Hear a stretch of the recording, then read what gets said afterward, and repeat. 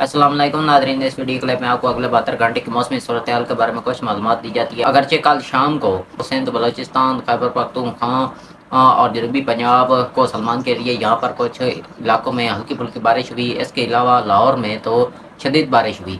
آج دوپہر کے بعد تو مغربی بلوچستان کے کچھ علاقوں سے بادل اٹھنا شروع ہو جائیں گے، جو جنوبی پنجاب کے راجن پور، جام پور، رحیم یار خان، بھاول نگر تک ہلکی بارش برسائیں گے۔ لیکن 15 کی رات کو ایک بار چیز سے پہلا ہے جو کہ یعنی کہ کل رات کو لاہور، قصور، شیخ پورہ، اکاڑا، ننکانہ صاحب اور سہیوال، پاک پتن، جھنگ اور سرگودہ میں بھی بارش ہونے کے آثار نظر آ رہے ہیں۔ تو اس بارشی سلسلے میں کچھ علاقوں میں 2 اور کچھ علاقوں میں 10 ملی میٹر تک بارش ہونے کے امکانات ہیں۔ چنیوٹ اور فیصل آباد میں تو بارش میس ہوتی ہوئی نظر آ رہی ہے۔ البتہ یہاں باقی کل رات والی بارش جو ہے وہ تلمبا، چیچا وطنی، سہیوال، کمالیہ، حویلی لکھا، یہاں پر تقریباً 15 سے 20 ملی میٹر تک بارش ہونے کے امکانات نظر آ رہے ہیں۔ باقی 16 کو بھی شمالی پہاڑی علاقوں جو منگور سے اوپر وہاں پر اچھی بارش ہونے کے امکانات ہیں۔